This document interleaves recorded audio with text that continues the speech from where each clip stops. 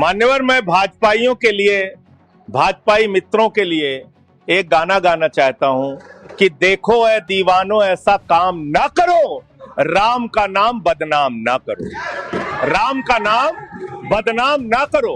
इस जी राम जी योजना के नाम पे पूरे देश में आप लोगों का जो भ्रष्टाचार है, हम नहीं चाहते कि वो हमारे आराध्य भगवान श्री राम के साथ जुड़े।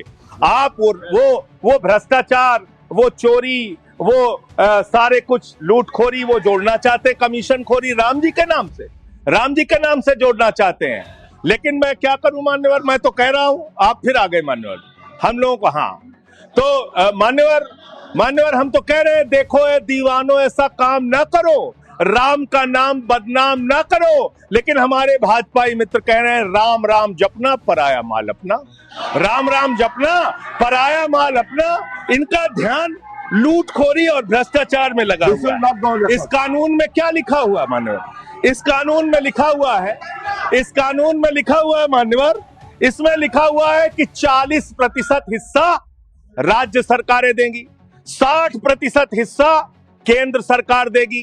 पहले 90% हिस्सा केंद्र सरकार देती थी, 10% हिस्सा राज्य सरकारें देती थी। आज तो ज्यादातर राज्य सरकारें आपकी नीतियों की बदौलत, आप जीएसटी का पैसा खाते हैं, राज्यों के टैक्स का पैसा खाते हैं, आपने राज्यों को खोखला कर दिया, आपने राज्यों को कर्ज में डुबा दिया।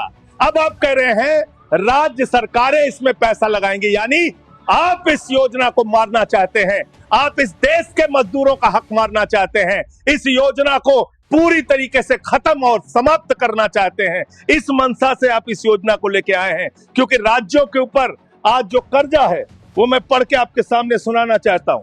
तमिलनाडु 8,34,000 करोड़ रुपए, उत्तर प्रदेश 7,69,000 करोड़ रुपए, महाराष्ट्र 7,22,000 करोड़ रुपए, पश्चिम बंगाल 6,58,000 करोड़ रुपए, कर्नाटक 5,57,000 करोड़ रुपए, राजस्थान 5,62,000 करोड़ रुपए, आंध्र प्रदेश 4,85,000 करोड़ रुपए, गुजरात 4,67,000 करोड़ रुपए, केरल 4,29,000 करोड़ रुपए, मध्य प्रदेश 4,18,000 करोड़ रुपए, तेलंगाना 3,89,000 करोड़ रुपए, बिहार 3,19,000 करोड़ रुपए।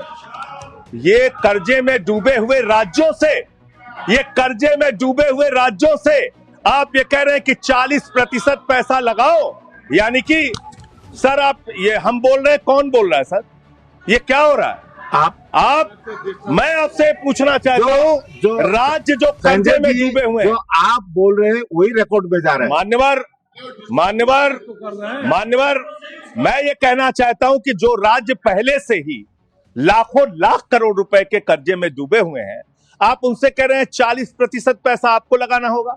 आप इस योजना में कह रहे हैं कि आप एरिया तय करेंगे, एरिया आप निर्धारित करेंगे कहां पे ये आपकी स्कीम लागू होगी या नहीं लागू होगी, इसको आप तय करेंगे।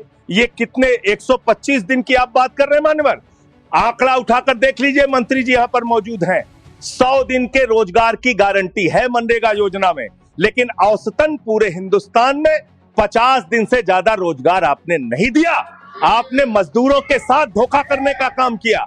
और आंकड़े ये बताते हैं कि आपका जो बजट का निर्धारण होता है 12 करोड़ लोगों के लिए 267 रुपए के हिसाब से अगर आप मजदूरी निर्धारित करते हैं तो करीब करीब 3,13,000 करोड़ रुपए बनती है।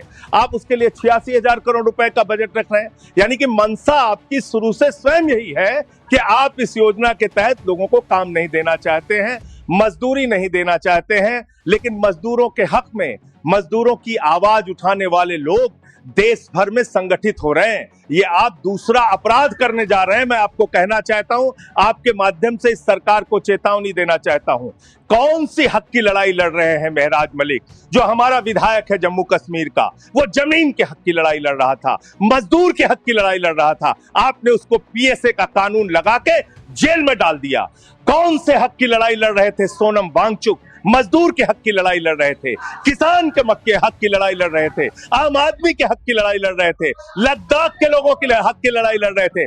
उस सोनम वांगचुक को, जो एक पढ़े लिखे प्रतिष्ठित व्यक्ति हैं, उनको आपने पकड़कर जेल में डालने का काम किया।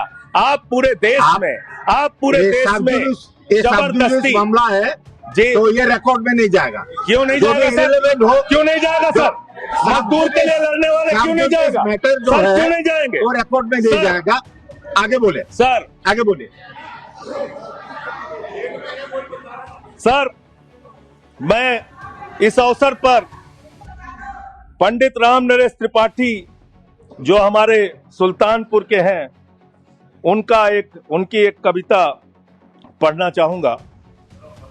ना मंदिर में, ना मस्जिद में, ना गिरजे के आसपास में, ना पर्वत पर, ना नदियों में, ना घर बैठे, ना प्रयास में, ना कुंजों में, ना उपवन में, शांति भवन या सुख निवास में, ना गाने में, ना बाने में, ना आशा में, ना ही हास में, ना छंदों में, ना प्रबंध में, ना अलंकार, ना अनुप्रास में, खोज ले कोई राम मिलेगा दीन जनों की भूख प्यास में। खोज ले कोई राम मिलेगा दीन जनों की भूख प्यास में। आप दीन जनों को भूखा रख के, उनकी मजदूरी छीन के, उनके हाथ का काम छीन